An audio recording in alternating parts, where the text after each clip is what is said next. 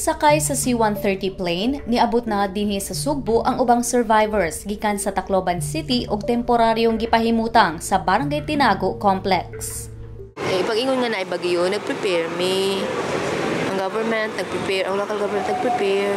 Sa iyong experience? Sa amo, nag-prepare me. Pag-abot sa kay basig moingon sila nga wala mining tuo nga bisag gitsaway na nga mabalhin mo. Nag-prepare me gibalhin namo ang pamilya.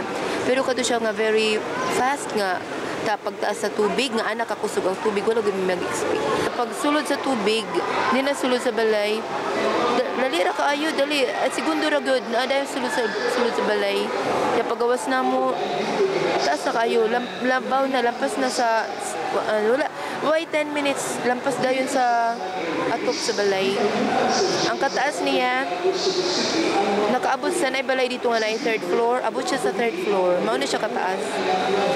So expected na mo mga 7 to 8 meters ano siya kataas. Kini siya 11 stitches ni ya kini 5. Laki ni siya wala na tahi wala may thread. Matod ni DSWD Central Visayas Information Officer Eileen Lariba, ang uban sa mga survivors gikuha na sa ilang mga paryente o mga kaila.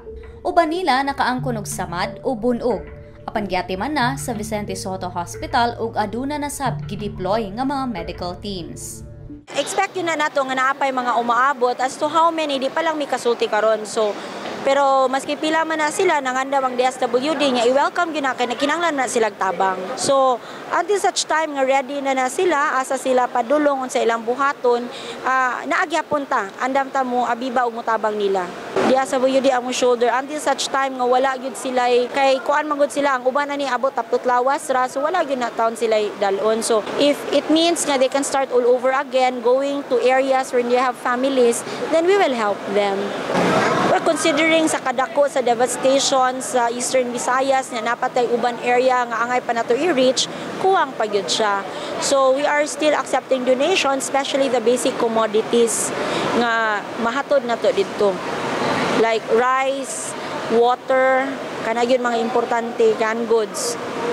Nagkanayon si Barangay Tinago Kapitan Joel Garganera nga aduna sila'y gipaambit nga mga habol, comfort rooms ug security alang sa mga survivors nga gipahimutang sa complex. Matud niya nga maka-accommodate og 300 ka mga tawo ang maong complex. Nagsugod na sab og pangita og laing lugar ang mga social workers sa mga posibleng evacuation centers kung maabot ang panahon nga mapuno na ang maong complex. I have volunteers na dire.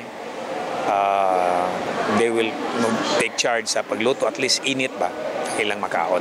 So that will be starting tomorrow. I am pretty sure subuanon pagka manabang gid na. And then manukto ko og mahutdan mi. Manukto ko. You know, we are in a position nga makatabang ta.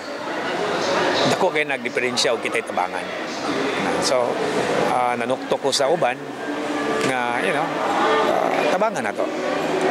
Nangabot man gayang taga-ubang nasod unsa nagaha kita.